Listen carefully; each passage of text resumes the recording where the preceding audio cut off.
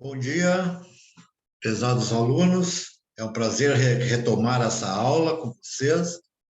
Eu, em primeiro lugar, gostaria de me excusar sobre a não participação com vocês na aula do semestre semana passada. Ocorre que houve um pequeno problema familiar de doença, que já está superado, sanado, graças a Deus, e que, evidentemente, impediu-me de analisar com vocês estes pontos que hoje aproveitamos e vamos dar novo ensejo. Em primeiro lugar, eu gostaria de esclarecer que neste contexto, neste momento da disciplina, nós estamos vinculados à análise do direito internacional privado como uma regra básica a ser aplicada dentro de um certo direito que é interno, como nós já vimos, né? E que pode ser desenvolvido tanto na seara do direito externo quanto do interno. Na verdade, quando se fala em aplicação da lei no espaço, em uma inter-relação de natureza eminentemente privada, nós, na verdade, estamos contemplando as hipóteses de conflitos privados, ou seja, aquela enumeração integral, constante do nosso código, nossa lei de introdução às normas do direito brasileiro, e porque as mesmas se estabelecem dentro, então, de uma conotação de que, estabelecido o direito brasileiro, não há nenhuma dificuldade estrutural para que seja devidamente aplicado, porque é o nosso conhecimento pleno, nossa sistemática jurídica regular, e que, evidentemente, facilita sobremaneira o papel do juiz, que é o responsável pela indicação da lei, né, a nível de aplicação em conflitos interespaciais privados. De qualquer sorte, quando se aplica, eventualmente, o direito estrangeiro, nós temos aí uma série de situações que devem ser analisadas e que, por evidência, devem fazer parte de uma análise complementar, que nós vamos denominar aqui de processo civil internacional, e que comunga da disciplina de direito internacional privado, à medida em que ela é estruturalmente dependente e complementar ao estudo do direito internacional privado, razão pela qual nós damos uma pequena parada na análise do direito internacional privado propriamente dito, certo? E analisaríamos agora a questão relativa a este direito processual civil internacional, que nada mais é do que a efetividade de aplicação de regras processuais acerca de competência, jurisdição, limites de aplicação dentro da esfera deste direito.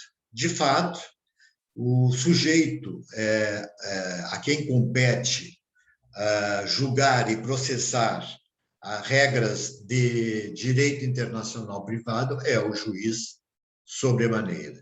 O juiz é aquele que diz o direito internacional, ou seja, diz a lei a ser aplicada, e esta sua atividade é uma atividade de ofício. Atividade de ofício que comunga da possibilidade eficiente de que ele possa implementar a opção das escolhas entre a lei interna e a lei externa, desde que devidamente analisados os critérios, né, determinados pela lex fori, ou seja, a lei nacional que indica o direito aplicável.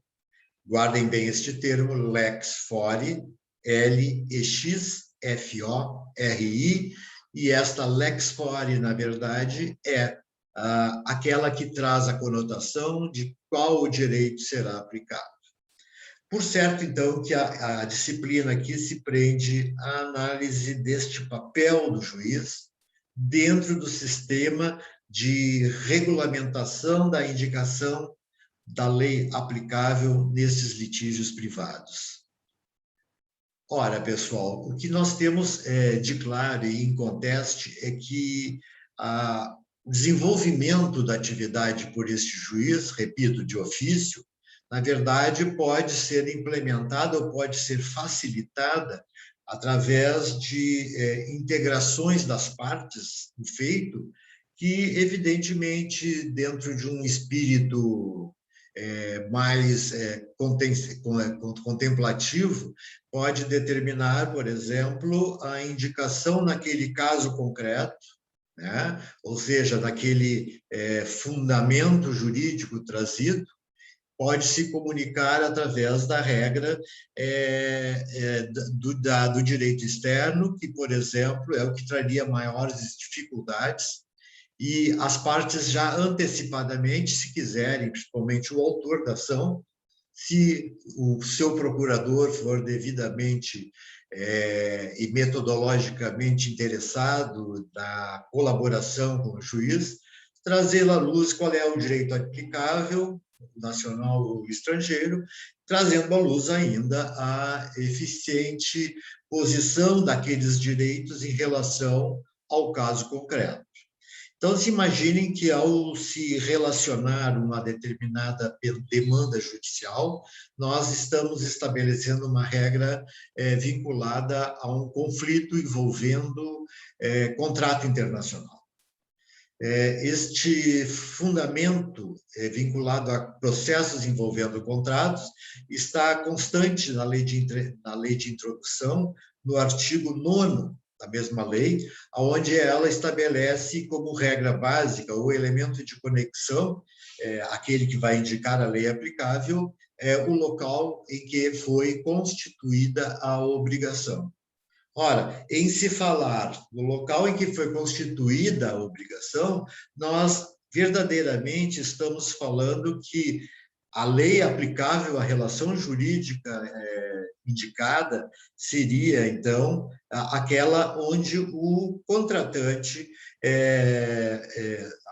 firmou, e o contratante e o contratado firmaram o contrato entre presentes, né, nesta hipótese, e, portanto, aonde iniciou-se ou onde houve a constituição da obrigação. E esta seria a indicação da lex fori. A lex fori, no artigo 9º, indica exatamente, no caput do mesmo dispositivo, o artigo 9º como aplicável. Ora, sendo o artigo 9º aplicável, o juiz, vamos imaginar que, eventualmente, diante da manifestação colocada pela parte autora, estabelece já de antemão a existência de um conflito interespacial, envolvendo, por exemplo, o Brasil e a Alemanha, certo? Este conflito, segundo a descrição dos fatos constantes da inicial, vão estabelecer a regra que, trata-se de um contrato internacional formalizado entre uma empresa alemã e um cidadão nacional, certo? Cujo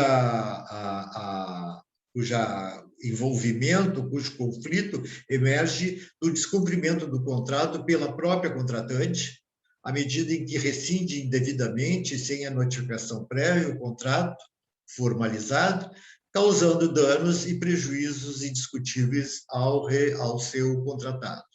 Neste ponto, sabendo que o contratado é nacional, evidentemente que, se nós fôssemos analisar à luz do direito internacional privado, o artigo 9º da mesma disposição, e entendo o contratado se dirigido à Alemanha para firmar o contrato, por evidência que, neste caso, a lei aplicável seria, supostamente, a lei alemã, aquela que é sede do local onde se constituiu a obrigação. Ora, vejam que, diante destas duas premissas colocadas ao nível de processo, o juiz, digamos, vamos imaginar um juiz brasileiro, ao receber a demanda, ele poderá já de antemão invocar a aplicabilidade da lei alemã, certo? Não obstante sendo ele mesmo o que irá presidir a causa. Eis que, sob suposição de que se trata de uma competência chamada concorrente, este juiz por evidência, ele estará comandando e presidindo a tramitação processual ao nível de análise da lei alemã. Então, vejam, o juiz, então, não tem só a obrigação de ofício de estabelecer a lei aplicável, como tem que também, se assim for, devidamente regulamentado pelo nosso Código de Processo Civil, estabelecer, tratar-se de questão envolvendo competência concorrente entre o juiz brasileiro e o alemão, portanto, quaisquer dos dois poderia, e como pode, de fato, presidir a causa. Imaginem, então, que o juiz brasileiro assume o processo e indica o direito alemão como aplicável.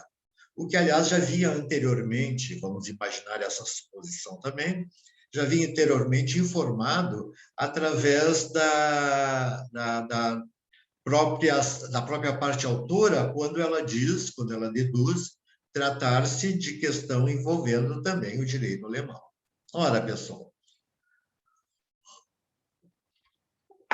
o questionamento, e por isso a análise do processo civil internacional, é acerca, em primeiro lugar, da competência do juiz, se ela é concorrente ou se ela é privativa, e, em segundo lugar, se a sua competência está sendo definida dentro da possibilidade de um juiz estrangeiro julgar pelo direito, de juiz nacional julgar uma questão à luz da lei estrangeira. Diante destes pressupostos, o que nós temos diante de nós é que o juiz terá um trabalho, claro que mais dificultado, à medida em que ele tem que se asseverar, tem que conhecer a lei alemã, e, evidentemente, só a conhecerá à medida em que esta lei alemã seja devidamente trazida aos autos, certo? Trazida aos autos em seu teor, em sua consistência, ou seja, eu vou estabelecer uma análise da lei alemã sob o ponto de vista de rescisão contratual ou rescisão de contratos internacionais, e, diante desta possibilidade, esta decisão vem aos autos juntamente com uma certidão determinante da existência de vigência da lei referenciada. Assim sendo, o juiz tem dois elementos básicos já para iniciar a análise do seu objetivo básico, que é o objetivo de dizer o direito, através destes dois elementos, ambos, ou seja, tanto a lei quanto a certidão de vigência, que serão entregues ao juiz nacional, mediante a transcrição do seu texto integral, mediante intérprete juramentado, intérprete esse que vai fazer, então, a versão do alemão, certo, para o vernáculo do português, viabilizando ao juiz o conhecimento integral, eis que não lhe é exigida, ou não lhe é exigido o conhecimento de todos os idiomas do mundo, que seria até mesmo impossível. Então, vejam, o municiamento do juiz se procede ou por ato do próprio juiz, que requisita estes elementos ao seu trabalho, aos seus funcionários de apoio, aos seus assessores, enquanto que cumpre-lhes trazer, então, ao juiz estes documentos, ou mesmo a parte, né, devidamente habilitada e devidamente credenciada, que, sendo cooperativo com o Poder Judiciário, vai trazer esses elementos, facilitando sobremaneira a atividade do juiz e reduzindo o tempo de interpretação de todo o direito estrangeiro, o que se faz de uma maneira subsequente. Ora, diante do texto de uma lei que vai estabelecer regras acerca de conflitos envolvendo ruptura contratual ou envolvendo indenização por ruptura contratual não notificada, nós estaremos, então, diante de uma possibilidade eficiente, ou seja, o juiz estará diante disso, no sentido de poder, de fato, julgar de acordo com o direito estrangeiro. Ora, sem dúvida que isto seria a fórmula mais singela de aplicação deste direito, se não fosse o caso em que o juiz encontra alguns limites à sua atuação. Muitas vezes, a atuação judiciária se defronta com impedimentos extravagantes dentro do sistema daquele direito comparativamente ao nosso direito. Esta extravagância, que não é reconhecida aqui, certo? Ela, na verdade, teria que ser fundamentada através de uma interpretação extensiva que deva ser feita pelo juiz, seja para localizar um elemento complementar similar, certo? Ou seja, para tentar verificar da impossibilidade formal de aplicação daquele direito. Nós temos alguns limites, de fato, e esses limites nós vamos analisar na próxima aula, mas já antecipando, começamos com um dos primeiros e mais importantes limites à aplicação do direito estrangeiro. E este limite está configurado no artigo 17, pessoal, artigo 17 da Lei de Introdução às Normas do Direito Brasileiro. Este artigo 17, veja bem, ele refere-se ao seguinte: as leis, atos e sentenças, todos os provimentos, né, de ordem estrangeira, ou as leis, atos e sentenças de outro país, bem como quaisquer declarações de vontade emergentes deste outro país, não terão eficácia no Brasil. Não terão eficácia no Brasil, quando ofenderem a soberania nacional, a ordem pública e os bons costumes.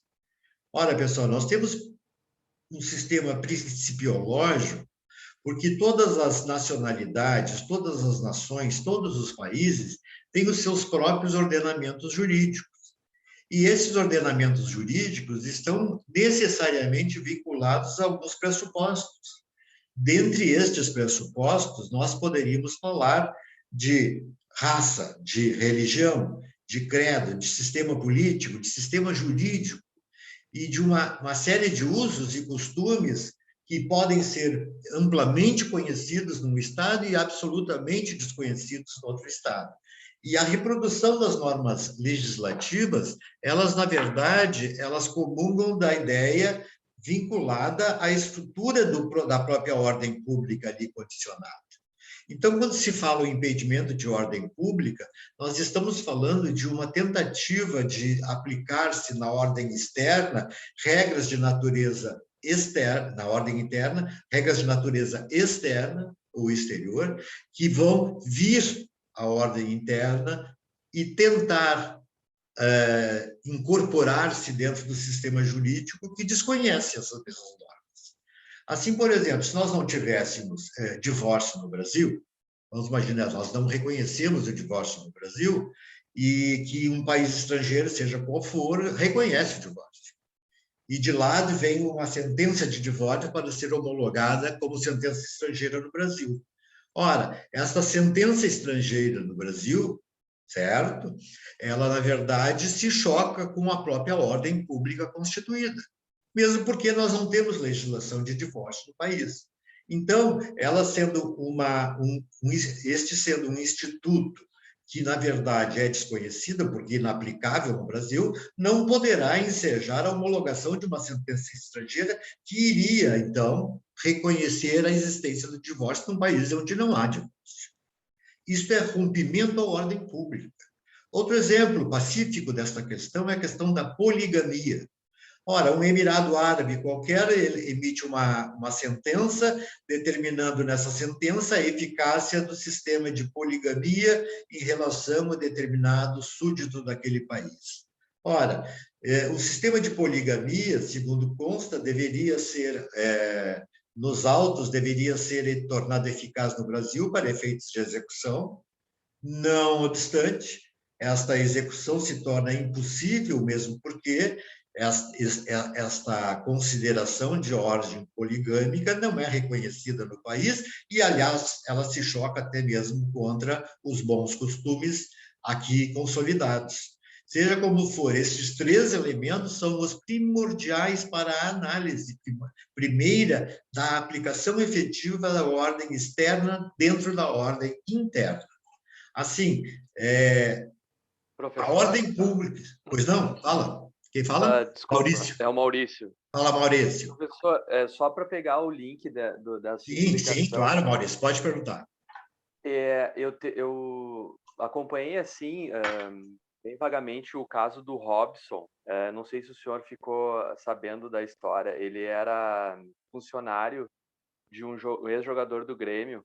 Até É, agora não lembro o nome dele agora. tá, Fernando, jogador. tá bom. Aham. E ele levou um remédio que aqui no Brasil, ele era permitido, só que lá na Rússia ele não era permitido. Sim, E sim. aí ele acabou ficando preso 2 anos.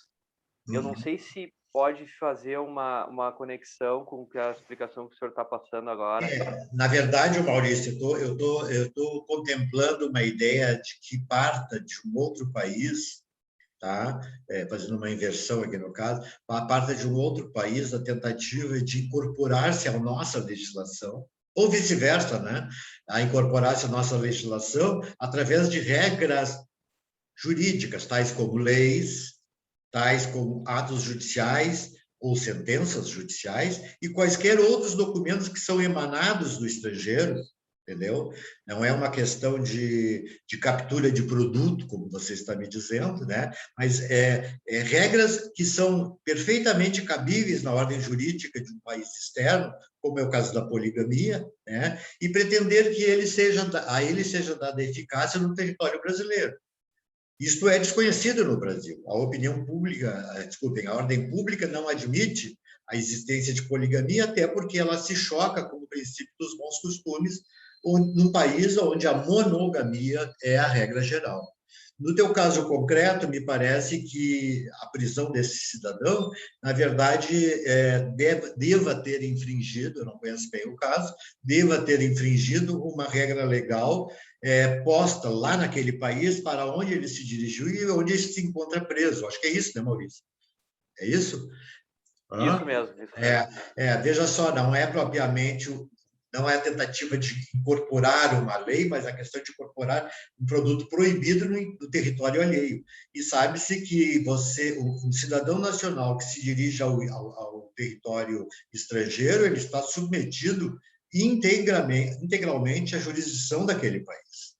Ou seja, não é um problema de interconexão de natureza litigiosa, mas é uma questão de inserção de um ato proibido na ordem daquele país que foi desrespeitado. Uma situação semelhante, não sei se tu te recorda, é o caso daquele surfista que chegou na Indonésia com uma prancha de surf recheada de drogas e foi ali preso e foi inclusive condenado à morte e foi aplicada a pena capital ao mesmo. Não sei se você se recorda disso. Veja, por quê? Porque ele está submetido à legislação daquele país. Ele estaria subjugado à jurisdição. Aqui no nosso caso, eu estou exatamente estabelecendo que atos oficiais daquele país, muitas das vezes, exatamente pela diferença de raça, costume, da religião e de outros atos de natureza política, etc., eles, na verdade, embora sejam integralmente válidos naqueles territórios, no nosso território eles são absolutamente desconhecidos, portanto, não podem ensejar a aplicabilidade dessa regra. E chegando o juiz a esta conclusão de que aquele ato é violador da ordem pública, da soberania nacional e dos bons costumes, o juiz afasta o direito estrangeiro e, nessa hipótese, vai aplicar o direito nacional, certo? A chamada Lex Fori, que ele, na verdade, preside. Não sei se entendeu, Maurício, era isso? Entendi sim, professor. Muito Tá bom. obrigado. Nada. Vai perguntando sempre, por favor. Vamos lá. Então, vocês vejam que esta pequena regrinha aqui, ela encontra outras limitações em outros textos legais. Por exemplo, a fraude à lei. Alguém se evade do Brasil para casar com menor idade. Ou seja, a idade para o casamento do Brasil é 18, e eu sei que no Uruguai, exemplo, né, hipotético, o casamento pode ser celebrado com uns 16 anos, eu me vou para o Uruguai, evadir-me da aplicação da lei brasileira, onde eu caso. Evidentemente, lá este ato é regular e evidentemente válido. Ocorre que este ato praticado por esse cidadão que é brasileiro não pode tornar-se eficaz no Brasil se ele pretender dar eficácia ao seu casamento aqui. até porque ele fraudou o espírito legislativo, causando um prejuízo ao fato e determinando a ruptura da aplicação daquele princípio no direito brasileiro. Temos ainda outros fatores de limites em que o juiz sempre deverá afastar a aplicação do direito estrangeiro, certo? Então, muito bem. Então, a tônica deste estudo é no sentido de estabelecer, em primeiro lugar, a regra básica de que ao juiz é lícito aplicar o direito estrangeiro, desde que ele seja compatível com a ordem jurídica interna. Um exemplo disso poderia ser, invertidamente, o sistema que no Brasil admite o Instituto do Bem de Família. Você sabe o que é o bem de família, e o bem de família, estruturalmente, é o quê? Aquela garantia familiar constituída por uma determinada clã familiar para preservar o seu patrimônio. Ora, é evidente que este bem de família, sobremaneira nos países europeus, não é reconhecido, não existe, certo? Não obstante, ele não é um ato absolutamente incompreensível ou incoerente, ele, na verdade, respalda-se em outros princípios de direito que lá são vigentes e que têm o mesmo compromisso formal de guarnecer o patrimônio familiar. E aí, por exemplo, poderia se utilizar, de uma maneira analógica, aquela aplicação do bem de família através do Instituto do Usufruto, que é um dos institutos reconhecidos naqueles estados. Então, veja, o juiz, no caso, aproveita, né, a regra que, em princípio, seja desconhecida, mas que ela vai gravitar através de um elemento analogicamente considerado com idênticas funções. Então, todos estes impedimentos do juiz, como a ordem pública e estes outros, todos eles têm que se vincular necessariamente a um exercício de compatibilidade entre as ordens jurídicas, sob pena de afastar-se o direito estrangeiro. Ora, pessoal, o que nós temos que analisar estruturalmente em relação a esta questão? Em primeiro lugar, nós temos, então, que falar do juiz, né? Nós temos que discutir acerca do papel do juiz dentro do processo civil internacional. Nós temos alguns dispositivos do nosso Código de Processo Civil, certo? E este nosso Código de Processo Civil estabelece entre os artigos 21 até o artigo 25, são cinco artigos, portanto, estabelece as regras da competência internacional do juiz brasileiro. Ou seja, aquilo que está constante dentro desses dispositivos legais é algo que chamamos de competência do juiz brasileiro. Essa competência, vamos ver, ela pode ser concorrente com o juiz estrangeiro, ou pode ser exclusiva, só do juiz brasileiro. Então, nós, antes de analisarmos a lei aplicável àquela relação, que é ato do juiz, nós temos que saber se este juiz que está presidindo o feito é ou não competente, certo? Então, assim, estes dispositivos vão estabelecer de uma maneira bem clarificada em que tese, em que base a estrutura da permissibilidade de aplicação desta jurisdição se estabelece dentro desses dispositivos. Assim, o artigo 21, por exemplo.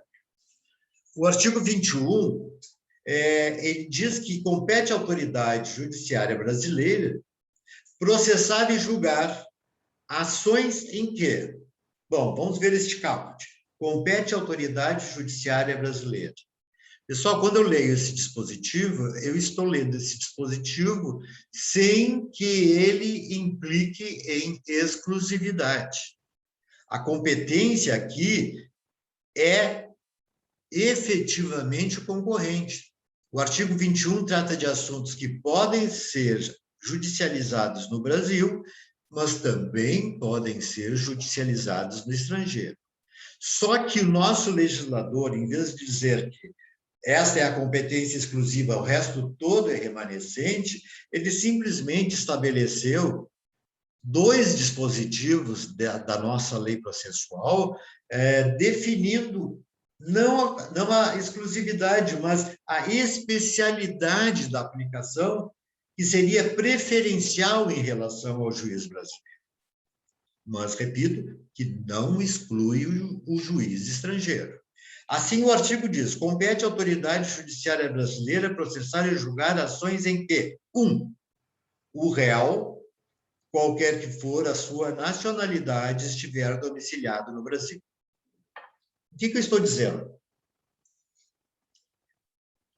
O que eu estou me referindo? Eu estou dizendo que toda vez que o réu tem domicílio ou residência no Brasil, prefere o juiz brasileiro do que o juiz estrangeiro. Em primeiro lugar, pela facilitação que vai proporcionar ao rápido andamento do feito, certo? Ou seja, desculpe, só um minutinho.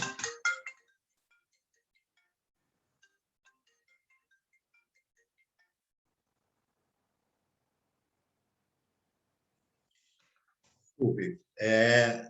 De qualquer maneira, no momento em que se proceder, em se estabelecer, então, que o réu está no Brasil, isso facilita o procedimento e dá mais celeridade ao processo, nós estamos dizendo, por exemplo, a citação é mais singela. Um juiz brasileiro vai citar um réu brasileiro, também, ou que aqui está domiciliado, que vai, na verdade...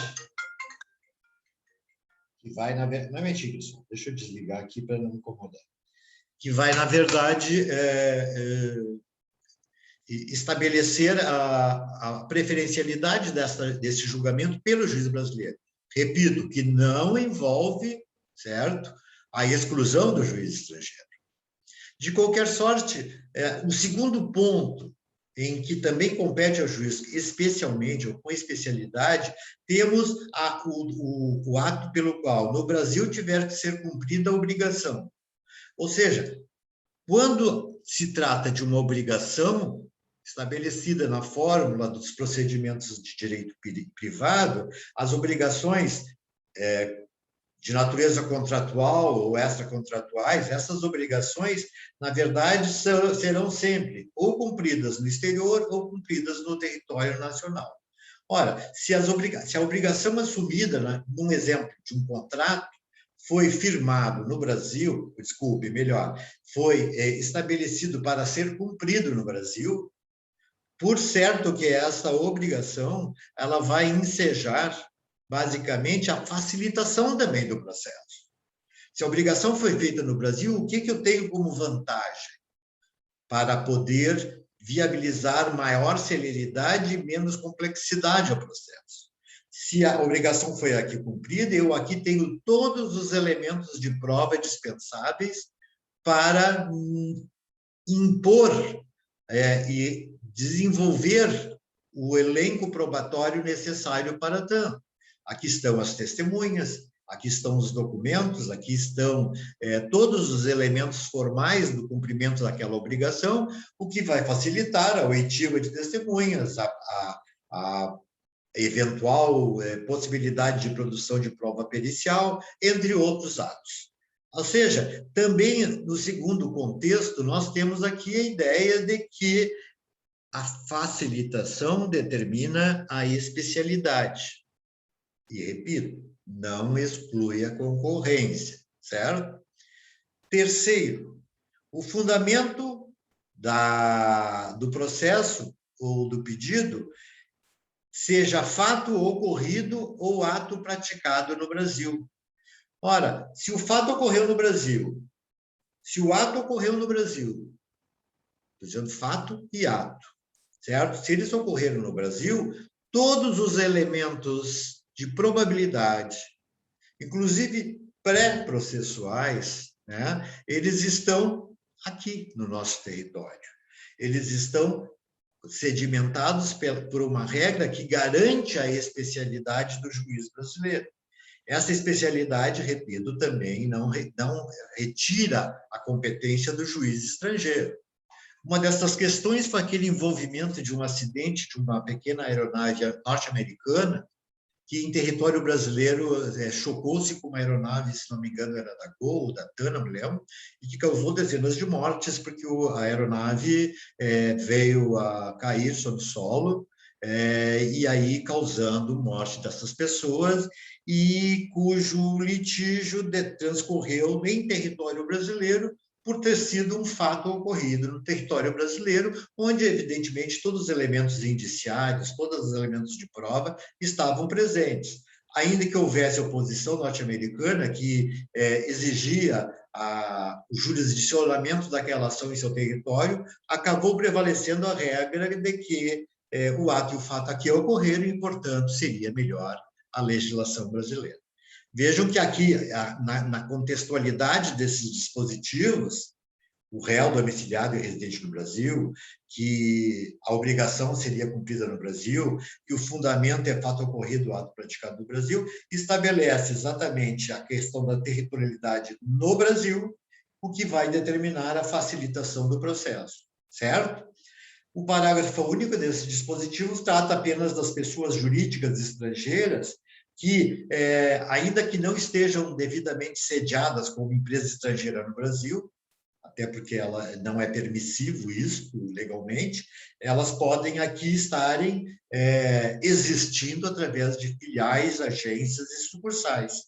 Se essas filiais, agências ou sucursais estiverem domiciliadas no Brasil, evidentemente que o Brasil, essas pessoas jurídicas integram-se no artigo 1º, ou no inciso 1º, que diz o réu, qualquer que for a sua nacionalidade, estiver domiciliado no Brasil. Certo? Pergunta, Maurício. Alguma dúvida? Sem dúvida, por enquanto, professor. Não tem. Então, vamos lá, um rápido comentário, Maurício. O artigo 21 indica, então, os casos em quais o Poder Judiciário brasileiro tem jurisdição para o processo, de modo especial, não obrigatório, certo? Nesse sentido, o Código de Processo Civil não nega a existência de processos frente a quaisquer órgãos jurisdicionais estrangeiros, ainda que envolvam as mesmas partes, o mesmo pedido e a mesma causa de pedir. Entenderam? Estamos dizendo, em últimas palavras, que a sintonia de dois procedimentos idênticos, sendo as mesmas partes, mesmo pedido, mesma causa, ela pode tanto ocorrer no território brasileiro quanto no território estrangeiro. E as duas são prevalecentes, o que quer significar que, segundo o sistema do nosso Código de Processo, haveria aqui o instituto ou a incidência da chamada litispendência, não é isso?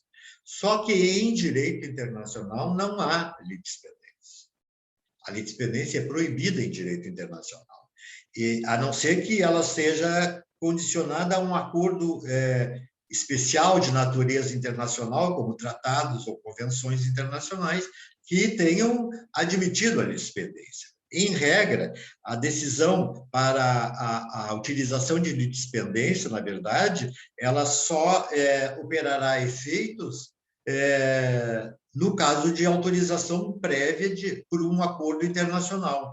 O que eu estou dizendo a vocês é que os procedimentos podem imperar relativamente ao seu amplo desenvolvimento, e isto vai fazer com que, eventualmente, as decisões sejam controvertidas, sejam diferentes uma da outra. Neste sentido, eu tenho a dizer a vocês que esta tentativa de aduzir da litispendência não existe, e que a regra prevalecente será aquela do processo que primeiro transitar em julgado, certo? O outro se queda como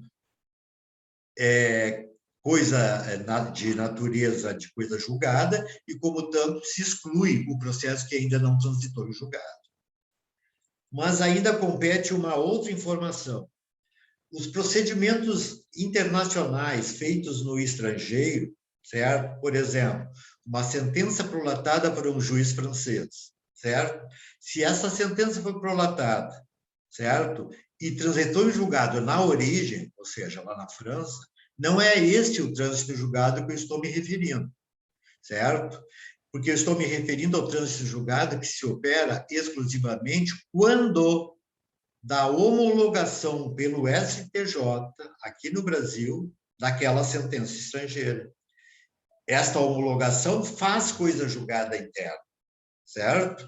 Não interessa, é óbvio que para vir ser homologada, ela deve ter transitado em julgada na origem, mas para efeitos de validez, validade do procedimento da sentença estrangeira, prevalece aquela sentença já homologada, porque ela traz este efeito consigo. Assim sendo, por exemplo, se a ação brasileira está tramitando, né, e a sentença estrangeira já foi homologada, ela tem primazia sobre a brasileira, que vai ser excluída. Assim como, se a sentença brasileira já transitou em julgado no Brasil, ela já tem plenas condições de estabelecer o encaminhamento da execução, portanto, ela vai excluir a decisão estrangeira. É sob este ponto de vista que eu gostaria de deixar claro, estabelecendo ainda que estes dispositivos estão previstos nos artigos 960 e 900 até 965 do CPC, certo? Vamos para o segundo disposto no mesmo Código de Processo Civil, a respeito ainda da competência internacional do juiz brasileiro. O artigo 22, na verdade, é uma inovação criada pelo novo CPC, o CPC de 2015. O CPC de 73, ele não previa este dispositivo. E, na verdade, esse dispositivo é exclusivamente um complemento do artigo 21. Na verdade, em vez de estabelecer uma extensão, uma ampliação do artigo 21, o legislador preferiu criar o artigo 22, que diz o seguinte: compete ainda à autoridade judiciária brasileira processar e julgar as ações, dois pontos. Compete ainda significa também que esse dispositivo trata de competência concorrente. E esta competência concorrente, certo? Ela se estrutura com base na ideia de que o que aqui está definido é que se mostra especial em relação à jurisdição estrangeira, certo? Ou seja, prefere a jurisdição estrangeira, mas também não exclui a jurisdição estrangeira. Assim sendo, a autoridade judiciária brasileira também tem competência, nas ações de alimentos. Quando? Duas hipóteses. Primeira hipótese, o credor tiver domicílio e residência no Brasil. Ora, pessoal, novamente a facilitação e a celeridade do processo. Se o credor está domiciliado e tem residência no Brasil, facilitar-se-ia o seu próprio encadeamento do processo, porque ele está participando ativamente, né, do andamento processual. O credor, aliás, nas ações de alimento, invariavelmente, é o menor. E este menor, evidentemente, é representado por mãe, por pai, etc. e tal, e, portanto, a preferência pela jurisdição brasileira se faz também quanto à pessoa, né? Mas aqui, basicamente, basta ser o credor dos alimentos para garantir a preferência do juiz brasileiro, certo? Segunda hipótese nas ações de alimentos, quando o réu mantiver vínculos no Brasil. Agora estou falando da figura do réu. Ora, aquele pai que está sendo demandado pelo filho, certo? Ele mora em Roma, na Itália.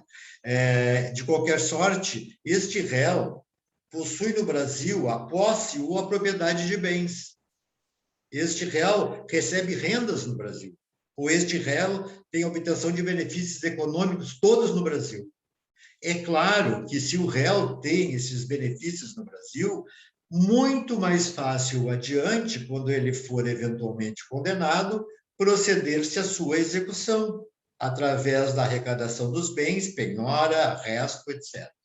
Então, vejam, os dois fundamentos nas ações de alimentos, o credor domiciliado e o réu possuindo patrimônio no território brasileiro, evidentemente, são elementos facilitadores da aplicação da regra. Adiante, ainda no artigo 22, nós temos um inciso 2º, que vai estabelecer a seguinte regra determinativa. Primeiro, aquelas ações decorrentes de relações de consumo. Relações de consumo quando o consumidor tiver domicílio e residência no Brasil. Olhem bem o espírito desta legislação. Isto aqui era uma matéria muito vinculada a conflitos lá no STJ. Os ministros conflitavam muito na decisão relativamente à preferência da ação de alimentos ocorrer aqui no Brasil ou no exterior. Então, vejam, o que estamos dizendo e que estamos inovando agora a partir de 2015, estivemos inovando em 2015, foi o fato de, sendo o consumidor brasileiro, ele já está protegido pelas leis que protegem as relações com ele incidentes.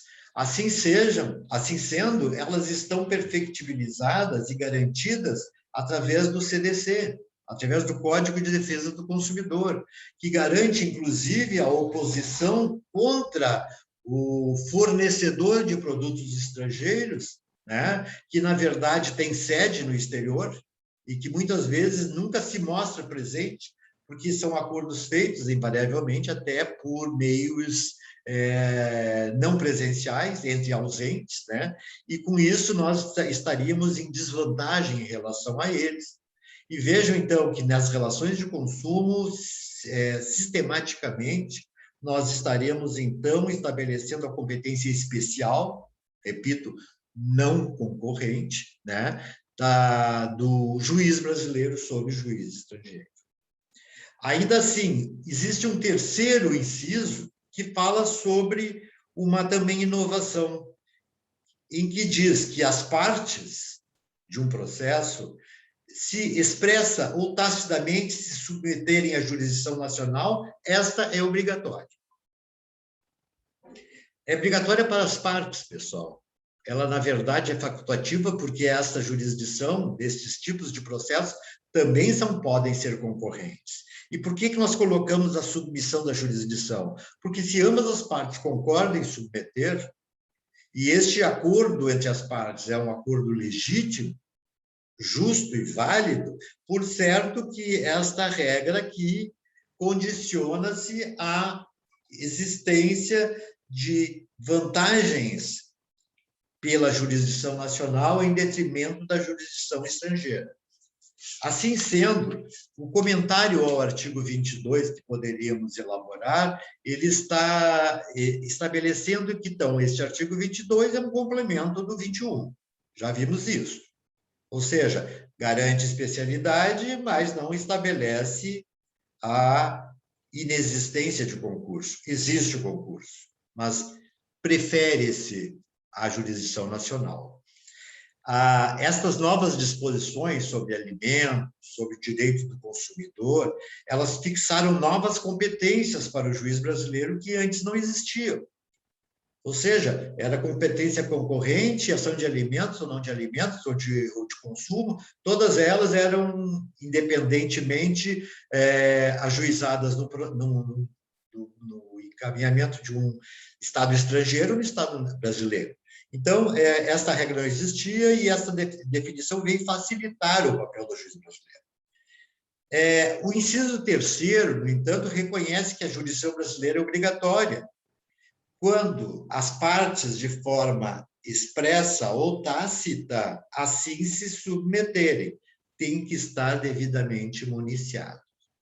Tem que estar devidamente transcrita esta ideia, ou ela seja uma ideia intuitiva pela manifestação exercida pelas partes, ou seja, de modo tácito.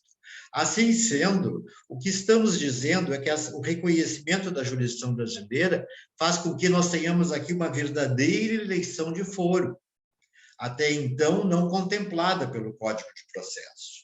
E essa eleição do foro, na verdade, comunga da ideia de que a jurisdição brasileira seria a preferencial, mas eu repito e insisto, não exclui a competência concorrente, certo? Por outro turno, o artigo 23 do CPC, este sim, depois de analisados o artigo 21 e 22, aonde vimos claramente que a competência do 21 e no 22 trata-se de matéria concorrente, mas que, tanto no 21 quanto no 22, ambas preferem, pela facilitação processual, pela celeridade processual que incorporam, preferem o sistema do direito brasileiro, preferem o juiz brasileiro, certo? Então, nós temos como sucedâneo a ideia de que estas questões, então, embora concorrentes, submetem-se a este grau de especialidade. Vejam, não obstante o artigo 23. O artigo 23 diz, olha, ouçam bem, compete à autoridade judiciária brasileira com exclusão de qualquer outra. Vejam o termo, com exclusão de qualquer outra autoridade. Ou seja, só o juiz brasileiro pode julgar. Exclusivamente. Isto quer se referir à seguinte ideia. A autoridade judiciária brasileira tem competência privativa para, conhecer de ações relativas a imóveis situados no Brasil. E vejam, nós estamos generalizando todas as ações relativas a imóveis, todas as ações. Assim, emissão de posse, manutenção de posse, reintegração de posse, ações de despejo, etc. e tal, todas as ações estão, se o bem imóvel está no Brasil, é competência privativa do juiz brasileiro. Este é o princípio territorial que prevalece, inclusive, na ordem externa. Também no direito internacional privado de países externos, há a mesma disposição. O princípio territorial invoca a aplicação do direito pelo juiz local, certo? De qualquer forma, esta primeira regra, que é a regra estruturada e a regra básica, vai estabelecer agora uma inovação a partir do segundo inciso. Inciso 2, vejam o que diz. Em matéria de sucessão hereditária, vamos estabelecer a seguinte aplicação do direito brasileiro. Primeiro, confirmação de testamento particular. E, segundo, inventário e partilha. Então, em matéria de sucessão, o que nós estamos dizendo é que, se os bens estiverem situados no Brasil, por exemplo, os bens que constam do testamento particular, que vai ser homologado, estão no Brasil, a ação de confirmação é perante a justiça brasileira. Porque os bens ao que se refere o testamento estão no Brasil. Por outro lado, o inventário e partilha de bens situados no Brasil, e vejam, aqui estou falando não só de bens imóveis, mas também de bens móveis que aqui estejam situados, certo? Por exemplo, um automóvel, desde que aqui estejam situados, ele prevalece na regra de preferência e privatividade do juiz brasileiro. De outro lado, importa ressaltar que estes procedimentos de sucessão hereditária são destinados a aplicar-se ao juiz brasileiro, privativamente ao juiz brasileiro, ainda que o autor da herança seja estrangeiro, certo? E que tenha domicílio fora do território nacional. Estes elementos não importam. O que importa é a situação dos bens.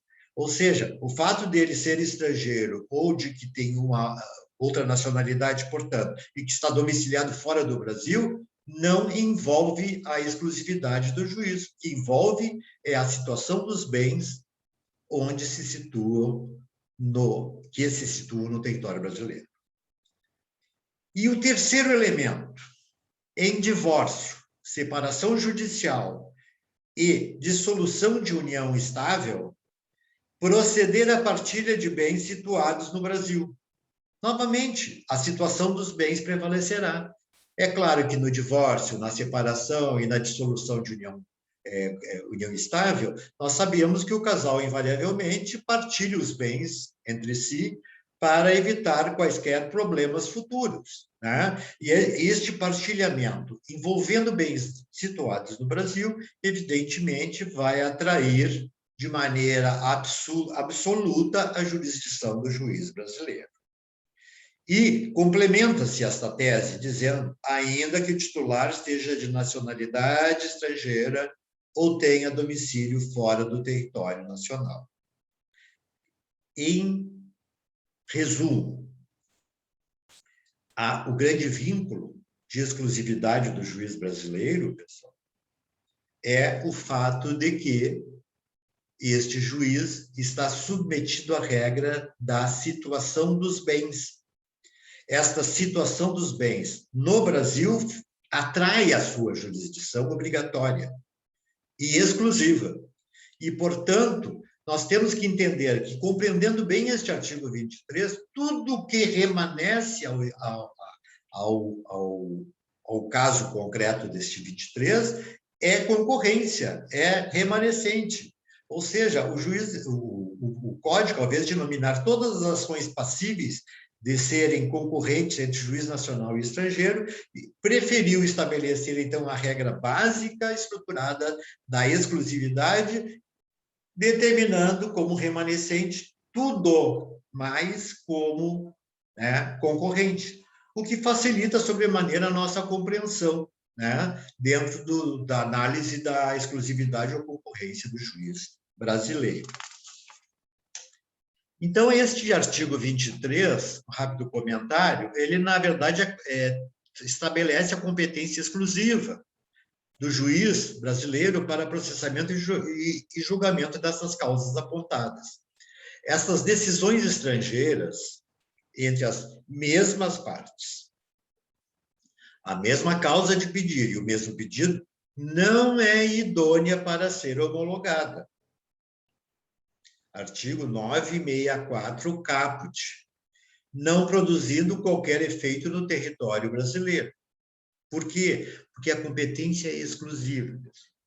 Sendo exclusiva do juiz brasileiro, não pode juiz estrangeiro julgar de acordo com a sua vontade, né? Vamos imaginar o juiz francês julgando uma partilha de bens situados no Brasil.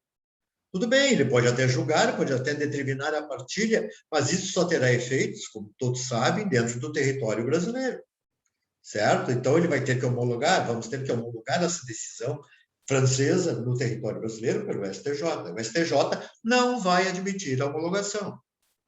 Porque na fórmula, aqui de novo, voltando à lei de introdução, pessoal, na fórmula do artigo 15 da lei de introdução, estabelece-se a seguinte regra: em que hipóteses haverá homologação de sentenças estrangeiras, certo? E a hipótese contrária, em que caso não haverá homologação.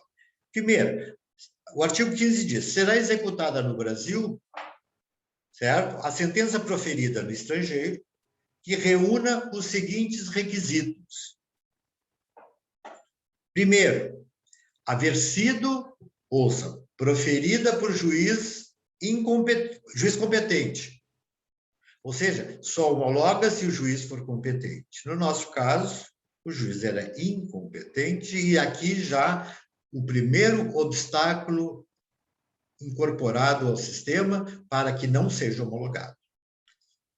As demais exigências para a homologação: terem sido as partes citadas ou haver-se legalmente verificada a revelia, certo? Obviamente que sem citação não há processo, e se houve citação e a parte não compareceu, houve revelia. Isso o órgão homologatório tem que saber, até para efeitos de validade do processo. Terceiro, terem passado em julgado e estar revestida das formalidades necessárias para execução no local em que foi proferida a decisão. Ora, é evidente que aquela decisão francesa transitou em julgado lá na França, né? Sem nenhum problema, certo? Mas eu tenho que, eventualmente, trazer essa decisão para cá para que ela passe em julgado aqui também. como nós já falamos. Ou seja, para passar em julgado, terá que ser homologada. Como ela não foi homologada, ela não passa em julgado, então, e se mostra inidônea para ser reconhecida no Brasil. A letra D, estar traduzida por intérprete juramentado. Toda sentença e sua fundamentação há que ser traduzida para o vernáculo português, se for o caso, ou para o vernáculo do francês, se lá for homologado.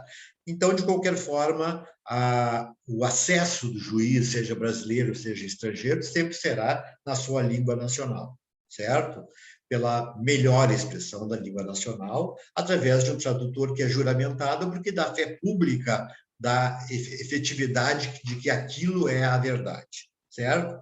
E, finalmente, estar homologada aqui, ainda no texto da lei de introdução, fala do Supremo Tribunal Federal, não é mais competência do Supremo Tribunal Federal, e sim competência do Superior Tribunal de Justiça, certo? Então, vejam, eu antecipei isso aqui em relação à homologação de sentenças estrangeiras, para que vocês entendam que o impedimento a esta, digamos, homologação de sentenças está na incompetência do juiz, certo? E, portanto, não será que, quando o juiz brasileiro é o único competente, nenhum juiz estrangeiro pode julgar de acordo. E, se julgar, ela será invalidada. Nestes casos, né, eu coloco, então, que o direito brasileiro é competente com caráter exclusivo, né? As decisões estrangeiras entre as mesmas partes, as causas de pedir, ele está falando do artigo 964 caput, não produz qualquer efeito no território brasileiro. Esse dispositivo inova diante do CPC de 73, incluindo a confirmação do testamento particular, que não se falava antes. Confirmação do testamento particular, mas desde que esse testamento particular tenha vínculo de bens situados no Brasil. E o inciso 3º inova ao reservar ao juiz brasileiro a exclusividade de resolução de divórcio, separação judicial e dissolução de união estável no que tange a partilha de bens situados no Brasil. Esta é, digamos, o nosso processo mnemotécnico em matéria de competência, concorrente ou exclusiva. No Brasil, a competência é exclusiva quando os bens estiverem aqui situados. Todas as demais ações que não envolvam essa circunstância são de competência concorrente. Todas. Não obstante, as questões envolventes do artigo 21 e 22 são também de competência concorrente, mas dão especialidade em favor da jurisdição nacional. Acho que fica bem compreendido isso, certo? Muito bem. Vamos para o artigo 24. O artigo 24 vai falar novamente sobre a questão da litispendência que nós falamos hoje, mas antes. Mas vejam que agora é de uma maneira mais tecnicamente incorporada à própria legislação. Veja isso. Uma ação proposta perante tribunal estrangeiro não induz litispendência. Ou seja, desde que tivesse sido movida uma ação aqui também. Nem obsta que a autoridade judiciária brasileira conheça da mesma causa e das que lhe são conexas. Vejam, eu estou dizendo que, a nível de concorrência, não se fala em litispendência, ok? E se não se fala em litispendência, certo? Pode, tanto a autoridade estrangeira quanto a nacional, tanto o juiz estrangeiro quanto o juiz nacional, julgar a questão independentemente de qualquer situação. A única ressalva trazida nesse dispositivo é que se reserva o direito de estabelecer eventual utilização da litispendência em acordos internacionais entre países, como, por exemplo, o Brasil e outro país, que criam a possibilidade de, nas suas relações internas, estabelecer a aplicação da litispendência, se assim for o entendimento, certo? O parágrafo único desse mesmo dispositivo vai falar sobre uma questão até que foi objeto de um concurso público, que ela praticamente ela perguntava se estaria correto ou não essa indagação, e, portanto, ela foi muito discutida nesse concurso, não me recordo qual era o concurso, e dizia estruturalmente o que está na lei. E dizia a pendência de uma causa perante a jurisdição brasileira, resumindo, a pendência de uma ação no Brasil, um juiz brasileiro, não impede a homologação de sentença estrangeira quando exigida para produzir efeitos no Brasil. Veja bem, o que estou dizendo é, admitindo a concorrência, a ação do Brasil está pendente, está tramitando, e a estrangeira já terminou na origem, e já está aqui para ser homologada. E eu não posso utilizar-me da existência da minha ação no Brasil, que não terminou ainda, para alegar que não possa ser homologada aquela. Pode e até deve, porque ele só vai obter a preferencialidade de trânsito em julgado no momento em que ele homologar, certo, pessoal?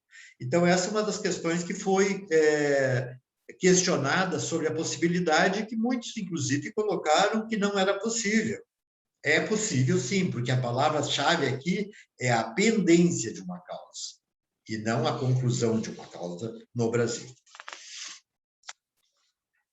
Comentando este dispositivo, ainda, nós poderíamos falar do seguinte: aqui se disciplina regras a serem observadas frente à concomitância de demandas idênticas no judiciário brasileiro e no judiciário estrangeiro, o que na lei inteira se chama de dispendência, e que no direito internacional não ocorre. A única alteração refere-se à aplicação dos tratados internacionais e acordos bilaterais em vigor no Brasil. Vamos imaginar que eles estejam consolidados no território brasileiro, devidamente ratificados, e, portanto, são regras de conduta que vão determinar a possibilidade eventual da utilização da lei de dispendência. Essa é a única exceção à regra. O parágrafo único confirma as regras de homologação de sentença estrangeira a despeito de seu similar nacional. Em resumo, é aquilo que se diz no parágrafo único. O direito brasileiro, então, admite a concorrência de jurisdições. A concorrência está no 21, 22 e todas as demais que não a 23. E exclui a incidência da hipótese de concorrência na hipótese do artigo 23, que é a exclusividade. Isso é óbvio, né, pessoal? E, portanto, bem admissível. Artigo 25. O artigo 25, na verdade, é o que dá encerramento ao capítulo respectivo, estabelece uma regra proibitiva ao juiz brasileiro. Quando diz, não compete à autoridade judiciária brasileira, não compete processar e julgar ações quando houver cláusula de eleição do foro exclusivo estrangeiro, em contrato internacional, arguída pelo réu em contestação. Vamos dissolver essa questão. Em primeiro lugar, trata-se de um litígio envolvendo um contrato internacional entre um brasileiro e um estrangeiro, certo? Este contrato, dentro do seu bojo, dentro das suas cláusulas, estabeleceu uma regra de eleição do foro estrangeiro. Aplica-se a lei da Alemanha, por exemplo. Isto, aparentemente, foi uma eleição volitiva feita pelas partes.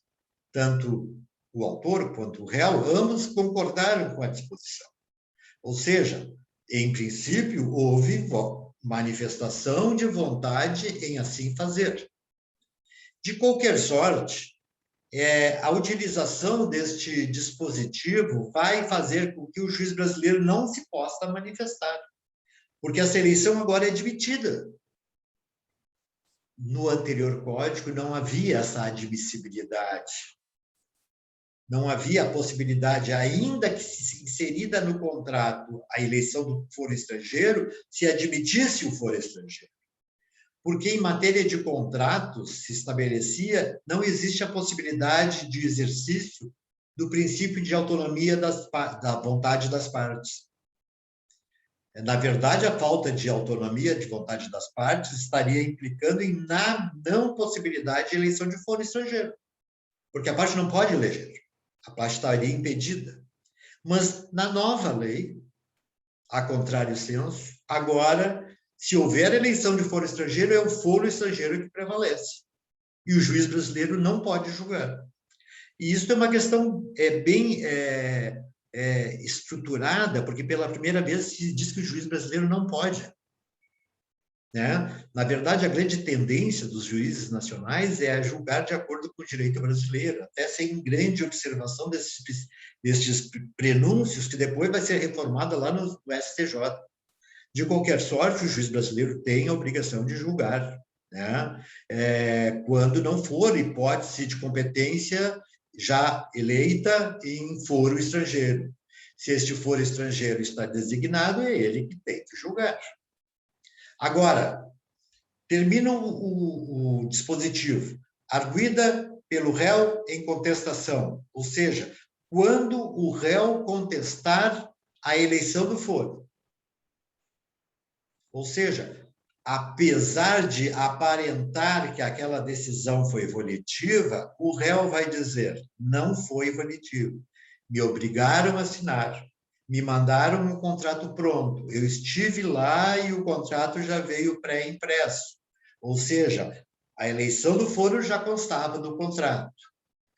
Obviamente que eu assinei porque era um momento propício para formalizar um excelente negócio, mas eu não posso deixar de me submeter à ideia de que aquilo foi um abuso de direito.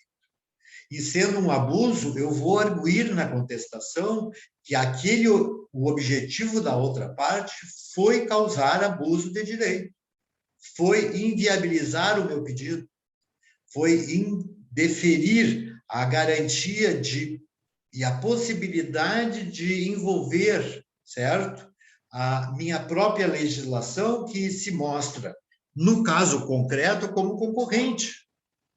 E essa eleição vem macular isso, só que agora ela é válida, mas eu tenho que provar que houve abuso. Se houver abuso, o juiz tomará as devidas providências.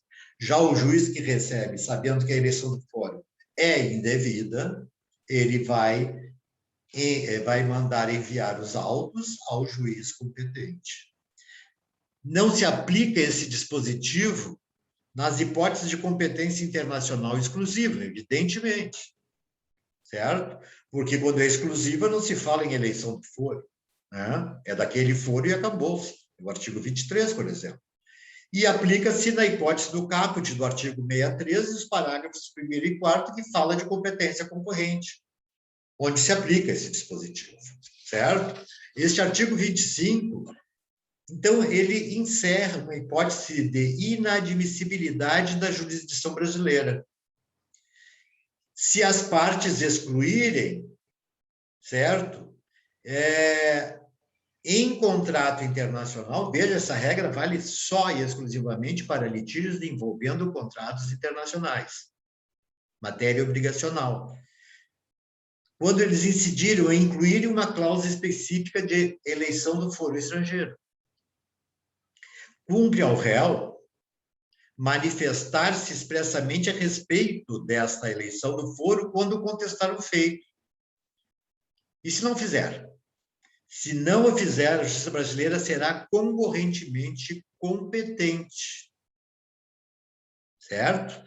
Se não o fizer, a justiça brasileira será concorrentemente competente. Tenho que determinar que eu possa estabelecer a competência brasileira, também porque a eleição do foro foi prejudicial, certo? Temos ainda a seguinte ideia: antes da citação, pode a cláusula de eleição do foro tornar-se ineficaz, de ofício pelo juiz. Compete ao juiz analisar essa questão, ainda antes das partes. Se o juiz verificar que foi abusivo, o juiz exclui e remeterá os autos ao juiz no foro do domicílio do réu. Por seu turno, ao réu, se o juiz não fez isso, cabe alegar abusividade da cláusula de eleição do foro na contestação. Se não o fizer, preclui o direito e o juiz brasileiro não pode julgar. Tem que ser feita na contestação. Isso é regra impositiva. Muito bem.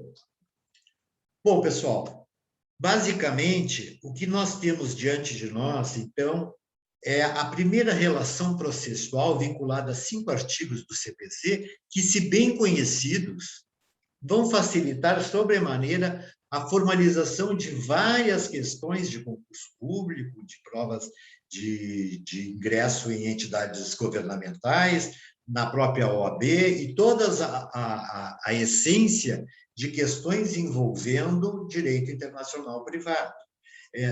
É muito importante você saber que este assunto não é um assunto polêmico, é um assunto singelo. É concorrente ou é privativa? Privativa se sabe qual é. Aí o artigo 23, não sendo privativa, é tudo concorrente, com exceção do 21 e 22, que dão uma especialidade, embora sejam também concorrentes. Isso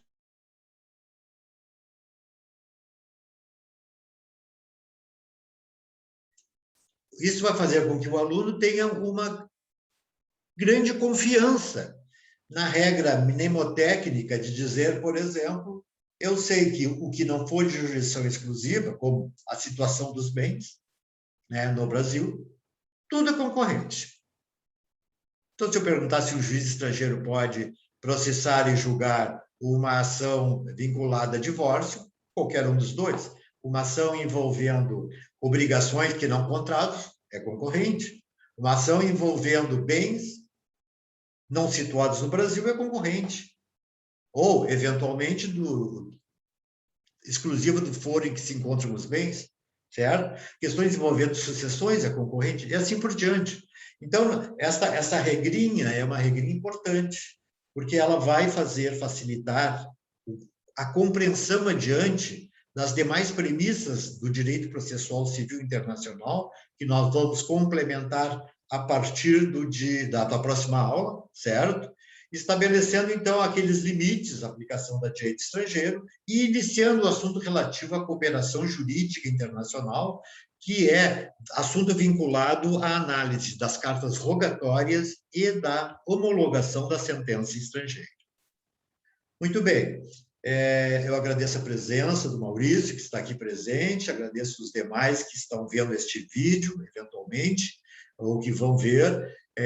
De qualquer sorte, eu gostaria já de antemão antecipar a vocês que a nossa próxima aula presencial será realizada no dia 10 de setembro agora, e eu vou passar a vocês a semana que vem já, dentro do Moodle, uma lista de interessados para a participação, no máximo 33 interessados, se não me engano, e que vai ensejar a possibilidade de nós nos encontrarmos pessoalmente.